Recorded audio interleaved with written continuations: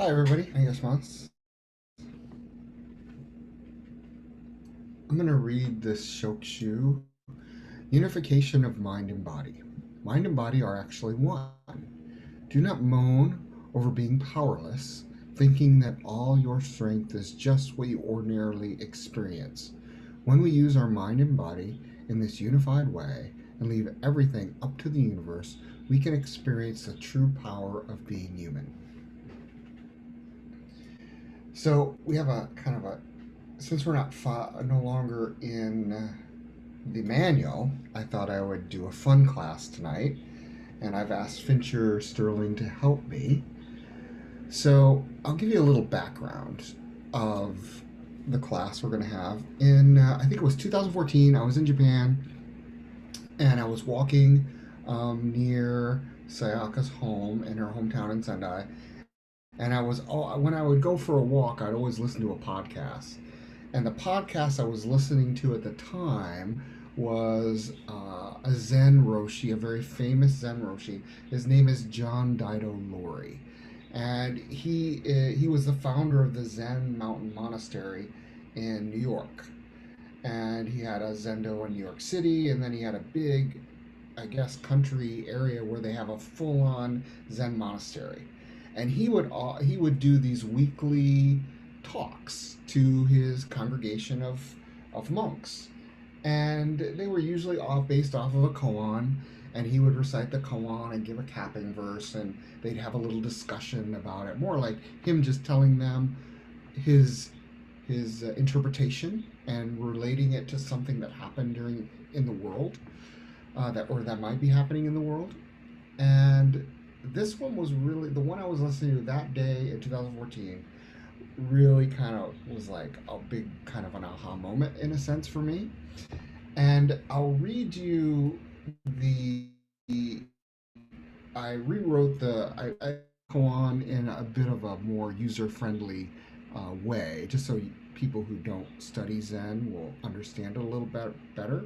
But it's a conversation between a monk and a master, and the monk asked the master. He said, a sage did meditation for 10 kalpas, and a kalpa's like a zillion lifetimes, in a meditation hall, and could not realize the highest truth, and so could not become fully liberated. Why was this? And then the master said, well, that's a very good question, very appropriate one. So the monk asked it again. Well, why didn't he become enlightened by doing meditation in a meditation hall? And the master replied, because he didn't. And he translates this into a story.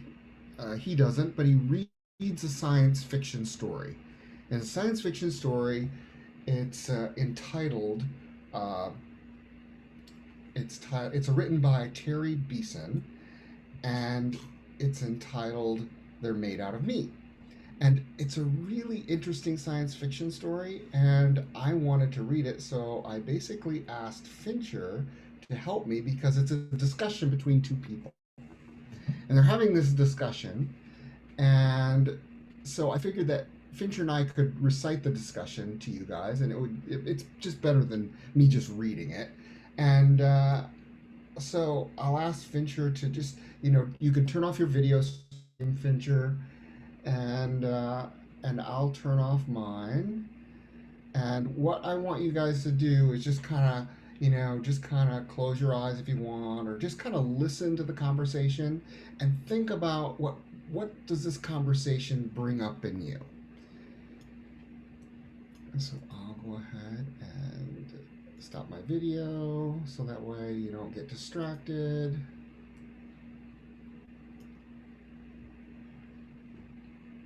They're made out of meat. Meat? Meat. They're made out of meat. Meat? There's no doubt about it.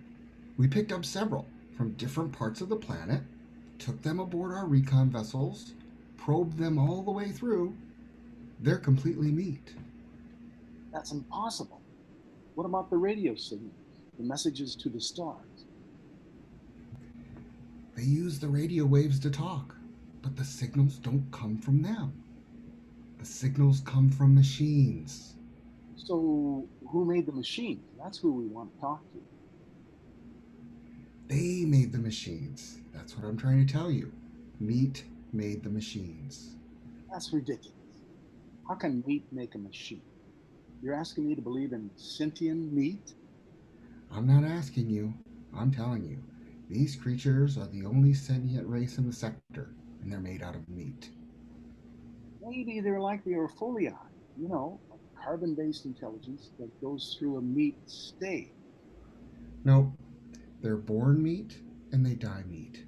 We studied them for several of their lifespans, which didn't take too long. Do you have any idea the lifespan of meat? Spare me.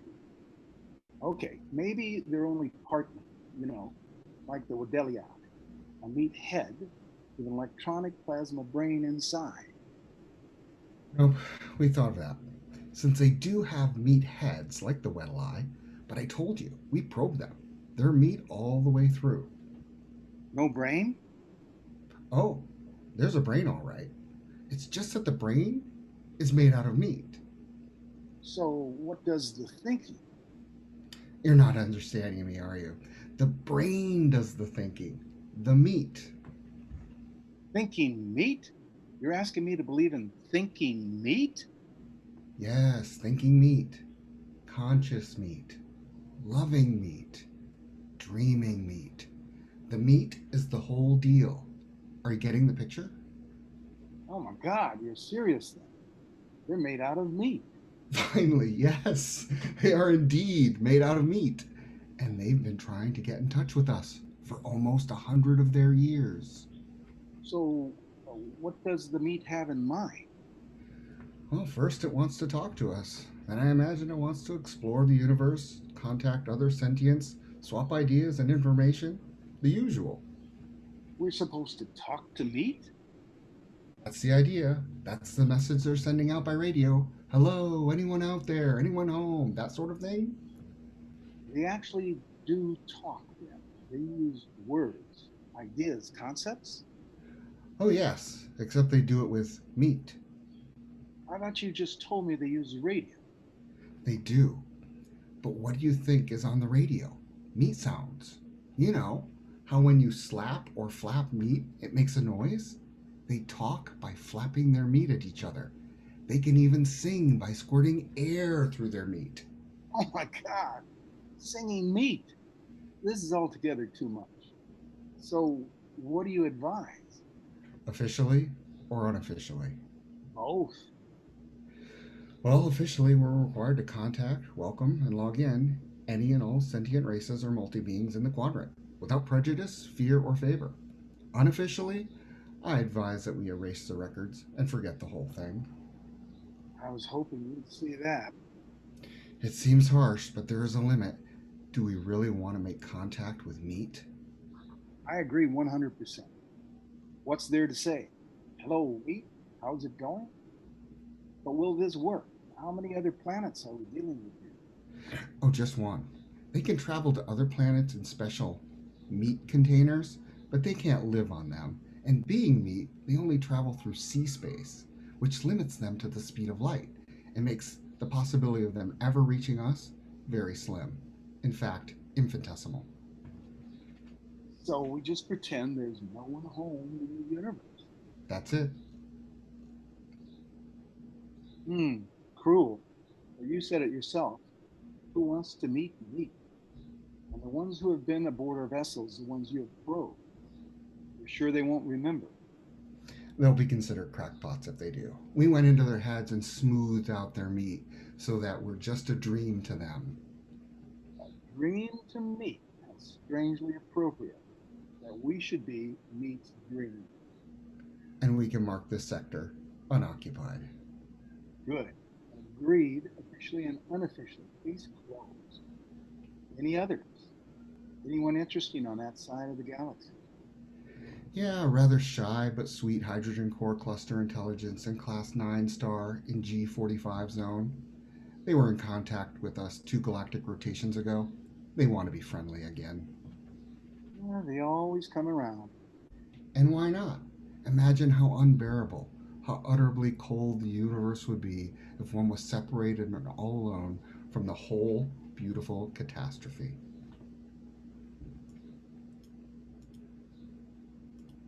So that is the end. I'll read so Dido Lori read this in one of his classes, and then he read the capping verse after the story, and he said basically, if an ordinary man attains enlightenment, he is a sage. When the sage is concerned about an understanding, he is only an ordinary man. Rather than putting the body to rest, let the heart rest. When the mind is realized, then one need not worry about the body. If the mind and body have completely become one, this is the perfect life, and praise is utterly meaningless. So, some people may not have gotten it because we've read it to a few people and they didn't get it. But I'm curious on what your thoughts are on this. I kind of have my thoughts, but I won't share them until I hear what you guys have to say. Anyone want to volunteer? John? So I was one of the people who listened to this story, and I did not get it. And even listening to now, I don't get it. Not at all. You don't get it at all. I mean, I do, but at the same time, yeah. So, what did you get from it? Because you've heard it a couple times. Yeah. Just I mean, first time I heard it, I was thinking steak, like slabs of steak, like talking to each other. So and I was like, oh, that doesn't make any sense. But then I just like, oh, human, right, right. So it's just interesting, like this perspective of alien race looking down upon us as like uh, kind of inferior species, which we kind of are. but but then that's that. Thank you. I see. Anyone else? Lillian, you look kind of puzzled there, but Gloria wants to say something. Go ahead, Gloria. Well, I got caught up kind of wondering what kind of beings they were, but they were looking on humans as inferior beings because they were seemingly solid, meat, without, I guess, realizing that we now talk about not being solid at all the space in between the atoms and that kind of thing, So what we think we look at a salad is not solid, and they're looking at it as solid. That's kind of an irony. Mm-hmm. For sure. What about you, Kenyomi? Oh, hello, Sensei. Hello, everybody.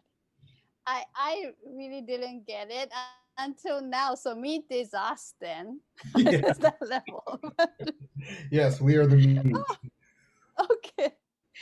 Yeah, I have to probably hear it a few times before I get it.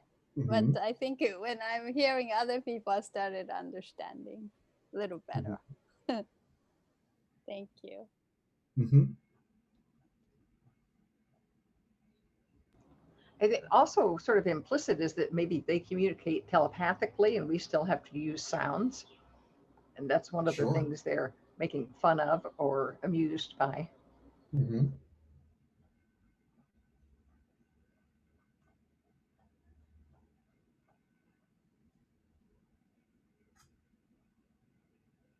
How about you, Vitali?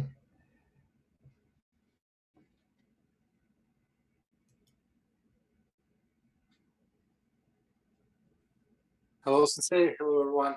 Hi. There is some problem with this sound and with English, so I understand very few from this story.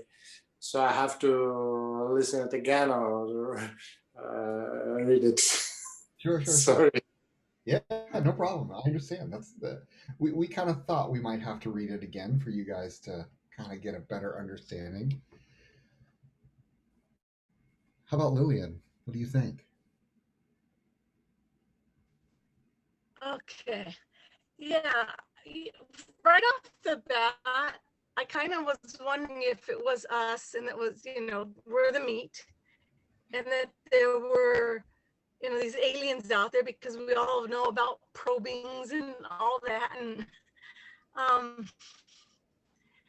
but it also made me wonder because sometimes, we treat things on this planet also, um, things that we eat as not having, it's just being meat. So it's sort of, I don't know how many people read the book, The Nasarima, and I was wondering if it was sort of a reflection of ourselves in the same way that that book was, and that we take ourselves a little too serious. So I don't know, I guess I'd probably have to ponder on it a bit, but that's kind of what I was getting out of it. Do you know what I mean by the Nasarima? No, I've not read that book. Okay, well, I'm gonna spoiler alert because it came out years ago, but it was about supposedly a tribe and that they did these really weird practices. And you read the whole book about this strange tribe. And when you get to the end of the book, when you read Nasarima backwards, it means American. So it was about Americans throughout the whole book. So it was sort of an anthropological way to look at ourselves unbiased. Right. So, that's kind of what I got out of this. I don't know if that's what you meant. I'd like to know what your aha moment is when everybody's had their chance to talk. Sure. Oh, yes, I'll tell you for sure. Any of the friends like to chime in? Hello, Sensei. Yes. Hello, Sensei. Oh, Oh, okay. sorry, Jack. I'm into like reading and stuff. So I've read some like science fiction books, and I've always liked science fiction. And this to me was interesting. I pretty much when they started talking about like, they're made of meat, I kind of got that they were talking about human beings. And I thought it was pretty interesting because it I don't know, it kind of showed how the aliens just from like first glance, they thought they knew everything about us, and they were like, oh, they're not interesting, they're just made of meat. But they didn't. It's kind of like if how you can like just look at something and kind of make your own judgments about that and maybe like rule it out, kind of like judging a book by its cover. And yeah, it was just kind of interesting because it's like we don't know anything about aliens, and obviously I don't know, it was just interesting to see how you can think you know everything, but you really don't. Right. Right. What about you, Jack? You wanted to chime in. What did you think? Hello, Sensei. Yeah. Well, I was actually, it's kind of similar to what Rose was saying. I kind of, right off the bat, it was kind of like, I had suspicions, it was like, okay, meat, we're made of meat. Are they talking about? And then, of course, as it went on, I was like, okay, yeah, this is definitely about us. And I thought it was really interesting. It was hilarious. And it was really, I was definitely surprised though, when like, they said, because it was obvious that they were, or maybe not obvious, it was hinted at that they were machine, right? They weren't made out of meat, and they had what was it, like plasma photon brains or something, and we're just made out of meat, and we can do thinking, and we build machines. Meat is building machines, and how like novel that was to them. And I thought it was, when I was hearing it, I was like, wow, that's really amazing. It's really cool, because I have that, thought every once in a while, it's like, oh, I'm just me walking around doing stuff, having my own ambitions and you know, making choices and having a brain. And so I thought they were going down the route of like how wonderful it is that we're human, you know, and I was surprised to hear that they wanted to kind of leave us alone, you know, because it's kind of like if I found, you know, a little colony of robots that were, you know, building stuff, and you know, I don't know, I think that was kind of interesting. Anyway, that's what it made me think of. Yeah.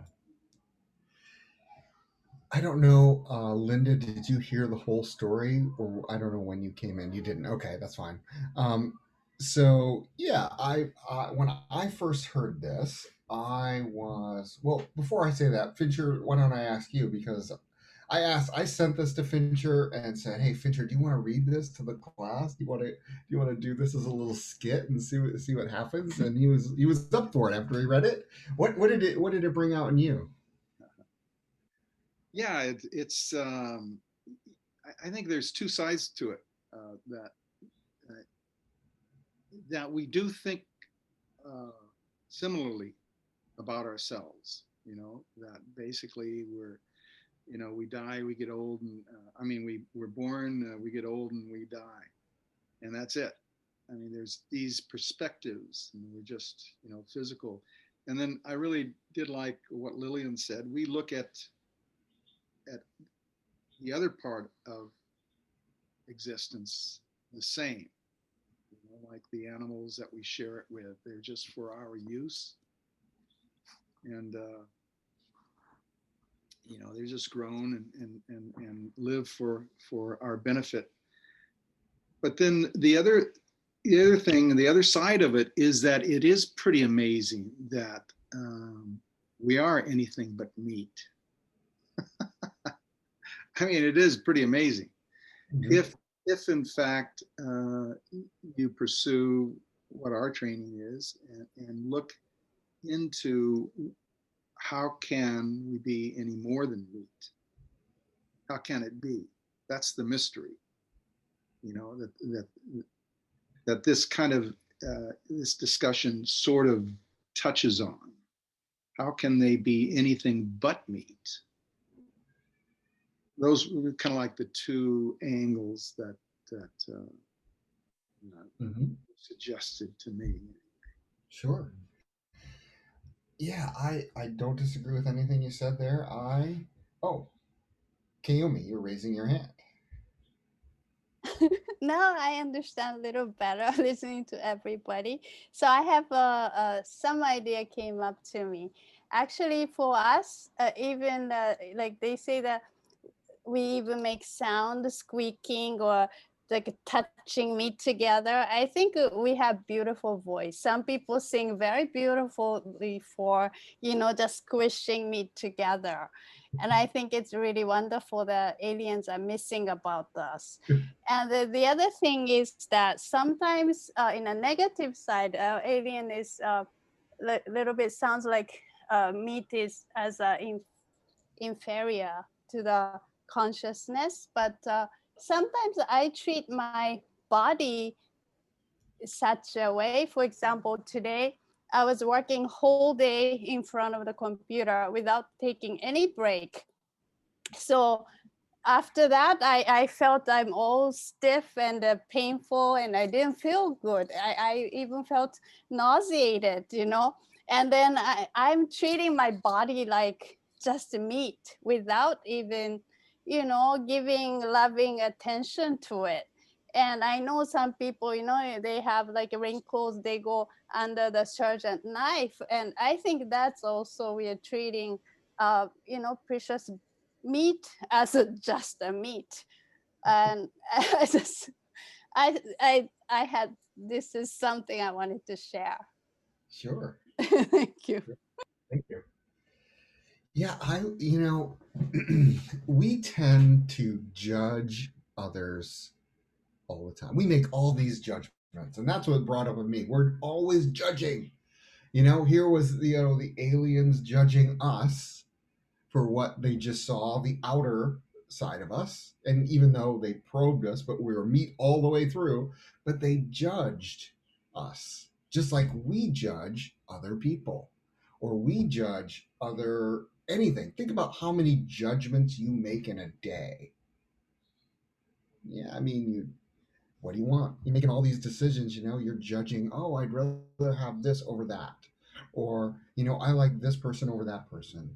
Or, Rose said, judging a book by the cover, without even reading the book. Oh, that book's probably about something else, and all this kinds of stuff really came up in me at the time, and I realized how much I'm judging. And then even going back to the capping verse when he talked about if your mind and body coordinated, if your mind and body are completely one, that's the perfect life. And praise is utterly meaningless because if you're one, if your mind body coordinated, you're one with everything, you're connected. Well, who's there? Who you're praising yourself? I mean, there's what's the praise? That's what I'm thinking. There's if we're really connected, there's no reason to have any kind of judgment, but we do. We tend to get sucked into it. Society sucks us into this, and we forget. It's we have a lapse in judgment, and I know Curtis Sensei and I were talking about this a little bit ago about how no one's perfect. We all make mistakes, and we have to uh, remember. We have to remember. One of the things to remember is don't do any harm. Don't harm others. We have to release our judgment and just be open and connect with other people. So, yeah, I thought that story really hit home in that fact that here are these people judging the meat and not giving it any other, kinds of consideration. Oh well, if they're just meat, then and if oh well, then they're let's just forget about them. They're not important. They're not and that's how think of society. I mean, think of my how white supremacists believe they're the ultimate race. I mean, that's what World War II was fought about. It's that kind of judgment leads to the worst thing possible, which is war. So yeah, that was my moment there, Lillian's. Since you asked, and what it really brought out in me, and I have to say, when I first started hearing it, they're made out of meat. And about three sentences in, I was kind of like Rose and Jack. I kind of, oh, these are aliens. They're talking about us. I got it right off the. I just knew it, even though I never had heard of this. This was Terry Beeson wrote this. I think in the mid '80s or early '90s, and it was a short story that's considered a short story, and it won several awards for being the best short story written in that time frame. And if you Google it, you'll see people doing it on skits on YouTube all the time, and there's some really vast, extremes to them, and they're quite funny. Some, I got a kick out of them, but yeah, I really enjoyed it, and I thought I'd share it with you guys because I thought you guys would get a kick out of it. So, and since we weren't having such a serious class, so Fincher, go ahead. Sensei, I'm wondering if you wouldn't mind reading the verses that you read after this conversation. Oh yeah, the verse I read after the capping verse. If an ordinary man attains enlightenment, he is a sage. When the sage is concerned about an understanding, he is only an ordinary man. Rather than putting the body to rest, let the heart rest. When the mind is realized, then one need not worry about the body. If the mind and body are if the mind and body have completely become one, this is the perfect life, and praise is utterly meaningless. So that's what I wrote after. That's what I read afterwards. Anybody else have any comments? I actually, sorry. Go ahead. Sorry, I actually had an additional thought. Was that the aliens also had looked at us, and they said they did a couple different, like, they did a couple different tests with a couple different things of meat, people, and so when they saw that they were all meat, that they were all made of the same thing, they made the judgment that therefore they were all the same, where we have the understanding that there's like the individual, and no one person is the same as another. And so I thought that was pretty interesting, where it's like just like on the surface level, yes, we are all pretty much made of like the same things, but we can have different like thoughts and ideas and different personalities, and we're all individuals, and they didn't get that that concept. Yeah. What about you, Gloria? Well, I guess my one sort of disappointment with it was that one person is talking, your character was talking, and he was saying that these were sentient beings, convincing the other person that these meat-based persons had a brain, and it was a brain that worked the way a brain should work, so they were sentient beings. But still, that prejudice against the meat was so strong, they did not want to have contact, which is interesting. But what Rose said also reminds me that we do things like lump everybody in one category, like all Asians look alike. I can't tell them apart. How many times have you heard somebody say that? And then, of course, people from that part of the world say all Caucasians look alike. I can't tell them apart, So we have the same blind spots that they had in that story. Right, you do. Blind spots is a good. Gloria, let me tell you a story about my mother. Okay, after the war, they lost the war, so she remembers having, to burn all the government documents and whatnot. And then everybody shuttered themselves in their homes. And all these trucks passed by with the GIs. And she said, all we saw were these pig faces. Oh,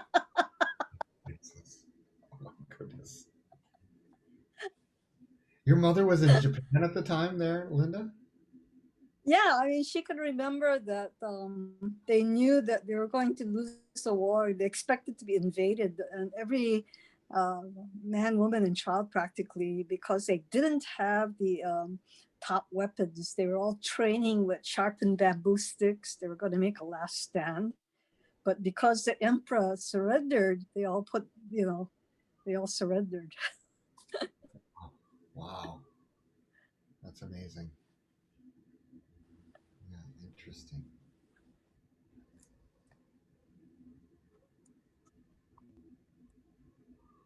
I think that the other part is cultural differences too, and what each culture forced upon their own people in dogma in order to survive as a culture. Mm-hmm. And one big thing that I remember was the sky funerals in Tibet. You can't go and watch them anymore, but when they are dead, they would bring their dead to the mountain and they'd chop them up to pieces and feed them to the vultures. Right. And people always thought that was the most terrible thing that could actually you ever do, to desecrate the body and everything. But when you look at their very point of view, they have permafrost and rock, so they can't bury. They don't have resources like trees to burn, so they can't cremate. And they can't just leave the bodies there for the, whatever scavengers might be in the mountains, or, let them rot and then you have disease. So, each culture develops their own necessary type of, I guess, to take care of whatever they can do in order to survive as a culture. Yeah, for sure. I remember reading about that. Very interesting.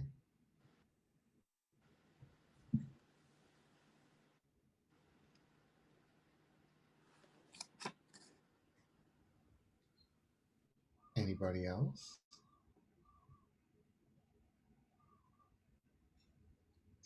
I do have something to say. I like the idea of reversing it to put the perspective of the aliens as as us looking down upon other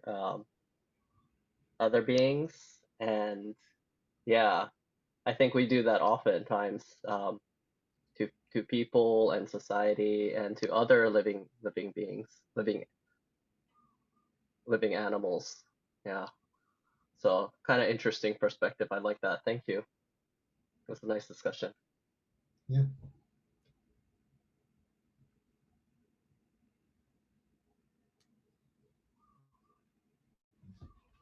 Yeah, I have to say that I really like the story, and I have to say I laughed through some of it when I first heard it, especially when they were talking about singing meat and meat flapping and that kind of thing. I actually was laughing. I thought that was quite humorous. I think it was kind of a lighthearted approach to kind of pointing at us. Look at us. We're just as bad, if not worse. In a sense. And a lot of times, that indirect method or that indirect approach will kind of go, oh, it'll kind of awaken something in you and go, oh gosh, instead of blatantly pointing it out. Sometimes, I mean, I I know that people do point out things directly, but sometimes the indirect approach is the better way. It just depends on the person. I know Fincher and I have had this talk a few times. Go ahead, Fincher. Yeah, I mean, just in that same vein, when you look at this discussion, and of course, we would say, well, look how far off they are. They don't have a clue. And then, like John said, if you compare that to what you've actually experienced in your own life about making judgments and then finding out, oh, I was so far off. I didn't have a clue what was going on. And that's basically the character of judgment. It's not necessarily specifically limited to that one judgment, but just judgment in general. When you make a knee-jerk reaction to something, how far off you can really be and think you're just hitting the nail on the head. I think that's sort of like, I think that's the best comparison of this. When you put yourself in their place, and relate to that in a way. I like that, John. Thanks. Yeah, for sure. I don't disagree with that at all. So, we've ended the manual. We're not doing the manual anymore. We finished it, and unfortunately, you will not see it on YouTube because of the copyright infringement of the music in Suzuki Sensei's collage of photos. So we tried to put it up and then YouTube pulled it. So we will not be able to see that. So it was one of those things that if you witnessed it, you did. And oh, John, do you have something there? Yeah, I just want to let you know that I did post the video, but there's no audio at the slideshow. So you can Oh, watch the pictures, but not I took out the audio. oh, and So they no audio. yeah. Oh, Yeah, it good. should be all right. Yeah. Oh, good. Yeah, we got it pulled from the copyright violation, and Sensei was like, "Why did it get pulled off?" I was like, "Uh oh, I forgot. I didn't even think of that when I did the video." So good. I'm glad we got that taken care of.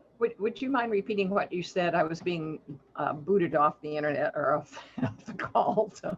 Oh, we were just chatting about the last class was pulled from YouTube due to copyright violations of the music used in the slideshow for Suzuki Sensei. But John silenced it. He muted that section, so he reposted it. and apparently it has taken, so you can watch it again if you want. Okay. And then in the future, in the future Monday classes, Sensei asked me if I wanted to continue, and it's up to you guys. I'm open to it, but I told him probably when we start classes, I'll probably stop. And he hasn't, we've basically at Maui, we've set a schedule, but we're waiting, to get authorization from the county because we're on county property. We have to wait for them, and we're kind of waiting for everyone to get vaccinated. He's been vaccinated. Few people in the dojo have been vaccinated already, so hopefully, we'll be able to start classes soon. And with that being said, I think Curtis Sensei is going to continue the Sunday classes. Yeah. The Sunday morning classes will continue, and that will likely be it for Zoom. It'll be just Sunday with Curtis Sensei, and likely he'll extend it maybe a half hour or so to have more discussion, because he is going to stop the Friday discussion class, and the Wednesday breathing class will no longer be. And then I probably won't teach this class either on Zoom. So until then, we can do whatever you like to do. I mean, if you guys have suggestions or want to cover a specific topic, email me and I'll be happy to do it. We can cover anything you want. Gloria, you have something? Well, I was just going to say, at this point, I'm kind of zoomed out, so I'm okay if we take a break. And you probably are too, because you've had to rush home to do class sometimes from work, just in the door and on Zoom. Yes. But I really appreciate this. This got me studying the manual more than I ever have. So I appreciate what you did. And I'm looking forward to us being able to get back into regular classes and not just outdoors. So thank you very much. Yeah, you're welcome. Yeah, thank you for coming though. Yeah, that's the thing. Thank you guys for all coming, because you guys are the ones that made the class, not really me. If you hadn't been here, there'd be no class. So are you saying that there's no Monday class? No, we're going to have them until we start actual physical classes at the dojo. Yeah, we'll still have them until then. And I'll give you guys notice. We've developed, Sensei put out a schedule that a new schedule for Maui Ki Aikido. And he's sent it around to all the teachers, and all the teachers sign off on it. Then we have to wait and get permission from the county, I believe, before we can actually start classes. And I think he wants to get everybody vaccinated. So, because the CDC basically says if everyone's vaccinated, you can be in a closed environment with no masks if everyone is vaccinated. So that's where we're at. If there's no other questions, we can go ahead and close. Anything else? Or if you have any suggestions for next Monday's class, I already have an idea that I'm going to do, but if you have any questions, let me know. You can email me, and we can cover something that you'd like to cover. So thank you all very much. Domo arigatou gozaimashita. And I'll see you next week or Wednesday. I'm teaching this Wednesday or Fridays, and then, of course, on Sundays. This Sunday, there's no class because of Easter. So no class on Friday or Sunday of this week, just Wednesday. All right? See you guys.